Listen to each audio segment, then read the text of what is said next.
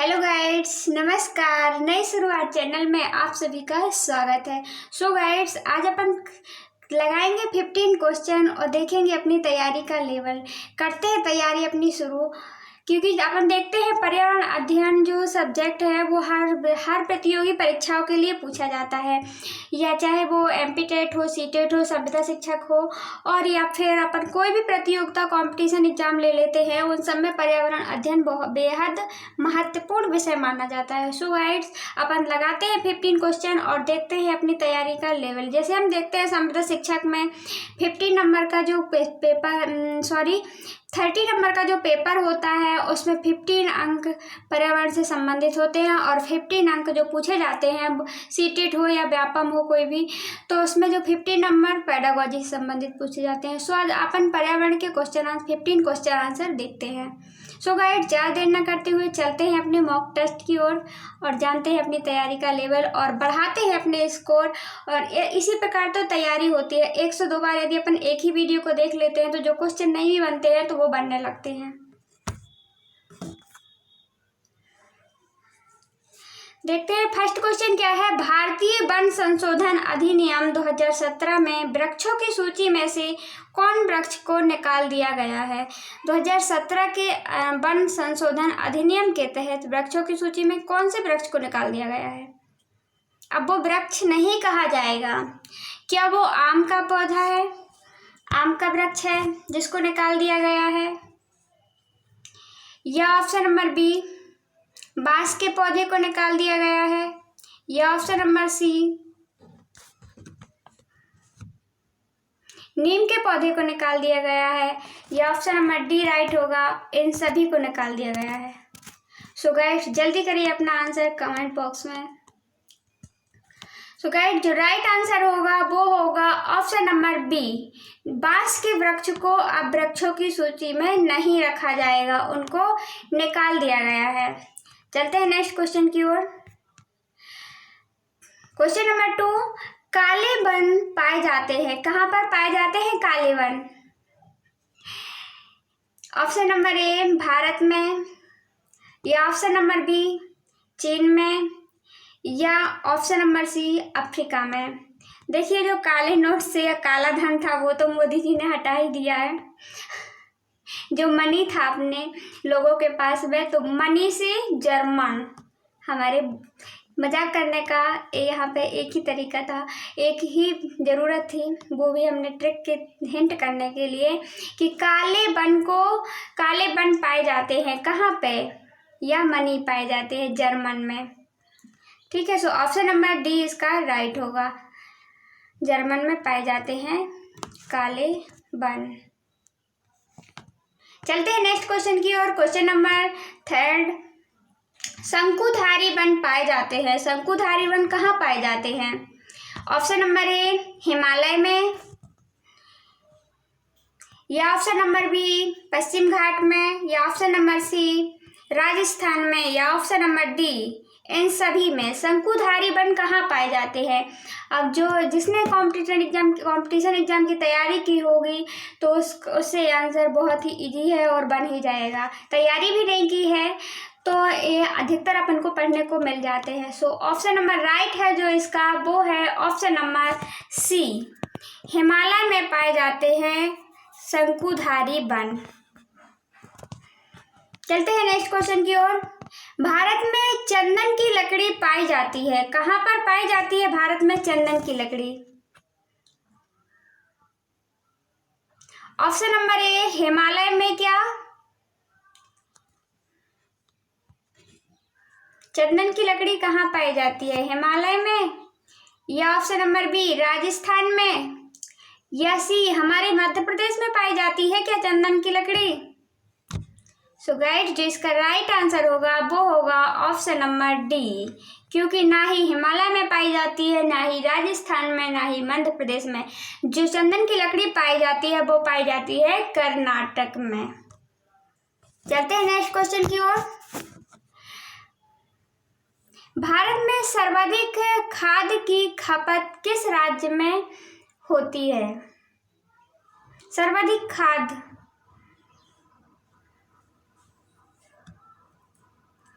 Option number ए मध्य प्रदेश में,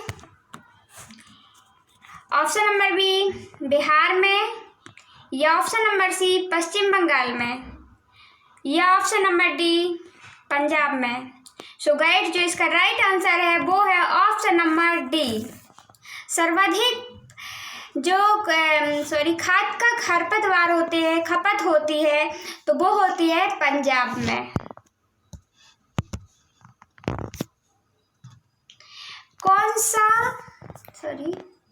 कौन सा वृक्ष जैविक खाद के रूप में उत्पादक करता है, मतलब जैविक खाद बनती है जिससे। ऑप्शन नंबर ए आम के पौधे से जैविक खाद का निर्माण होता है क्या? ऑप्शन नंबर बी नींबू से, या ऑप्शन नंबर सी नीम से, या ऑप्शन नंबर डी खेजड़ी के वृक्ष से।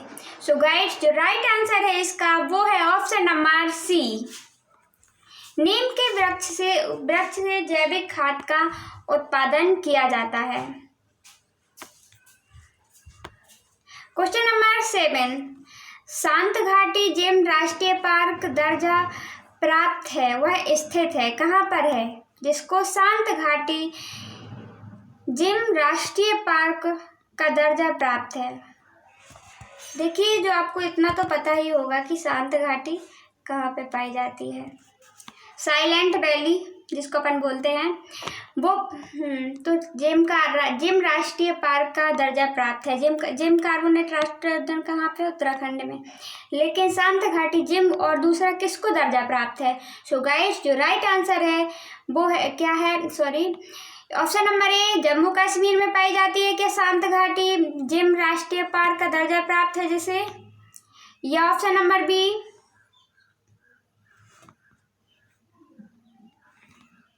तमिलनाडु में, या ऑप्शन नंबर सी केरल में, या ऑप्शन नंबर डी पश्चिम बंगाल में।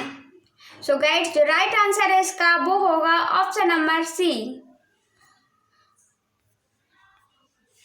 केरल में पाई जाती है शांत घाटी या साइलेंट वैली।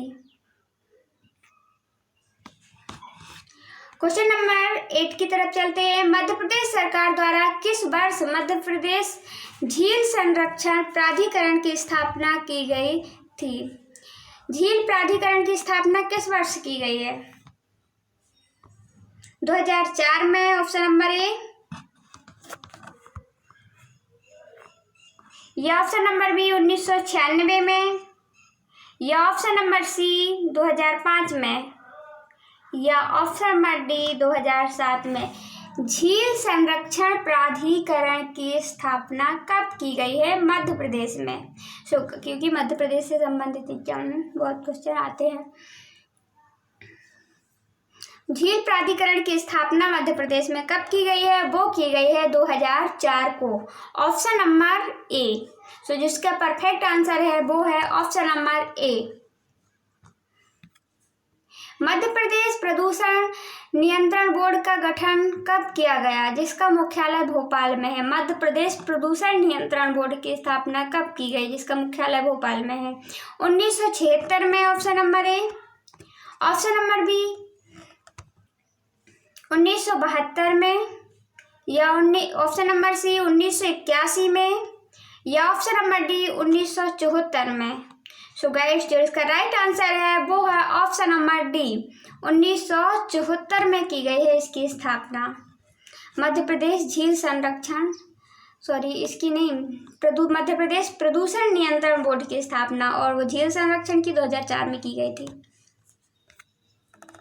वायु प्रदूषण से नहीं होता, कौन सा रोग नहीं होता है? ध्यान रखना है गाइस, इसमें नहीं पूछा है, होने वाले तो दिए हुए हैं बट नहीं होता। ऑप्शन नंबर ए कैंसर नहीं होता है क्या वायु प्रदूषण से, या ऑप्शन नंबर बी पाचन तंत्र से संबंधित रोग नहीं होते क्या वायु प्रदूषण से, या ऑप्शन नंबर सी यहाँ श्वसन है, श्वसन संबंधी रोग नहीं होते क्या, या ऑप्शन नंबर डी इमारतों का क्षय। सो गाइस जो इसका राइट आंसर है वो है ऑप्शन नंबर बी। पाचन तंत्र से संबंधित रोग हैं जो वो प्रदूषण से, वायु प्रदूषण से नहीं होते हैं। वो जलन से हो जाए वो नहीं कह सकते, पर वायु प्रदूषण से पाचन संबंधी रोग नहीं होते हैं। जैसे कि कैंसर हो सकता है आपको वायु प्रदूषण से, श्वसन संबंधी रोग हो सकते हैं यदि अपन जैसे ज़्यादा प्रदूषण में चले जाते हैं, जहाँ पे अपन देखते हैं कि बहुत ज़्यादा डस्ट होती है, या बस स्टैंड पे चले जाते हैं जहाँ धूल उड़ती है, तो अपन को सांस लेने में दिक्कत होने लगती है, तो श्वसन संबंधी रोग हो जाते हैं।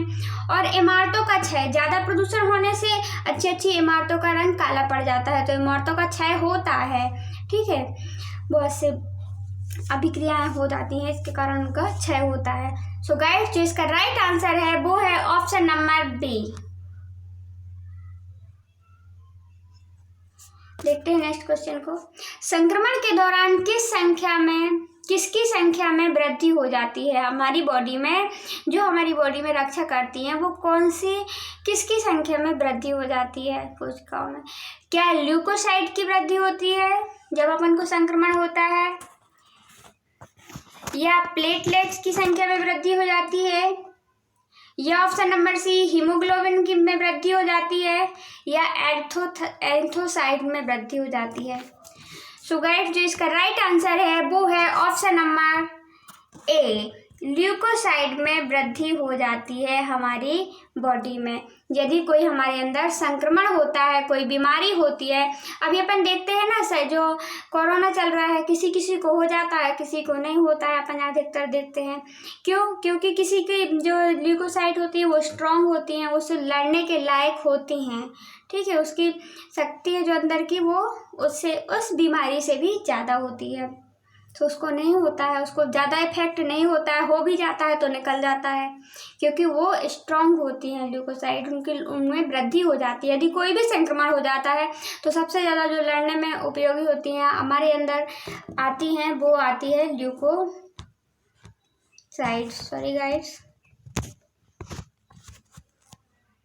चलते हैं नेक्स्ट क्वेश्चन की ओर।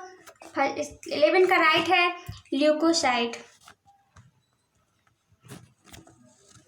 कौन सी गैस वैश्विक तापन के लिए जिम्मेदार है? क्या क्लोरोफ्लोरोकार्बन है? तापन होता है, वैश्विक तापन होता है, अपन इसकी समस्या से तो दिन प्रतिदिन बढ़ती जा रही है, तापन बढ़ता जा रहा है।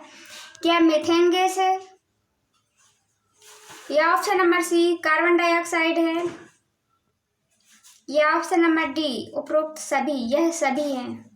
सो गाइस जो इसका राइट आंसर है, वैश्विक तापन के लिए जो जिम्मेदार गैस हैं वो ये सभी हैं। क्लोरोफ्लोरोकार्बन भी है, मीथेन भी है, कार्बन डाइऑक्साइड है, नाइट्रस ऑक्साइड भी है।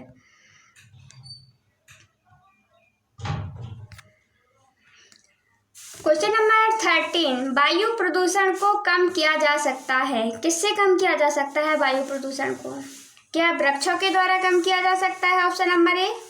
ऑप्शन नंबर बी मछलियों के द्वारा, ऑप्शन नंबर बी मछलियों के द्वारा, मछलियों का पालन करते हैं, मत्स्य पालन, तो वायु प्रदूषण क्या कम होगा?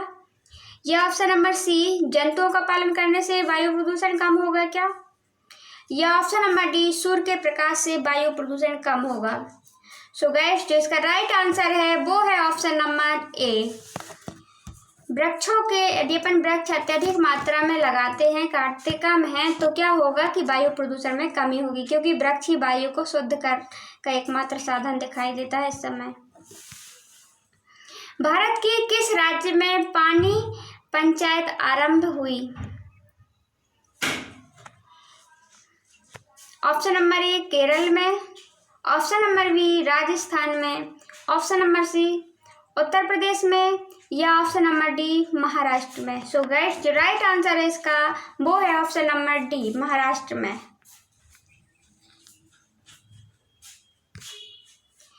स्पर्श गंगा अभियान का मुख्य उद्देश्य क्या है?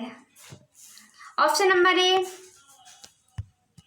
स्वास्थ्य सुरक्षा, या ऑप्शन नंबर बी गंगा की स्वच्छता, या ऑप्शन नंबर सी नदियों को जोड़ना, या ऑप्शन नंबर डी मंदिरों का जीर्णोद्धार? तो गाइस जो राइट आंसर है इसका वो होगा ऑप्शन नंबर बी, गंगा की स्वच्छता से संबंधित है स्पर्श अभियान का मुख्य उद्देश्य। Thanks for watching my video. यदि आपको पसंद आए तो आप इसको लाइक सब्सक्राइब शेयर करें, अवश्य करें। और यदि कोई प्रॉब्लम हो मेरी वीडियो में या कोई आपको क्वेश्चनों में कन्फ्यूजन हो सो गाइस कमेंट बॉक्स में कमेंट करके अवश्य पूछें। Thank you. जय हिंद।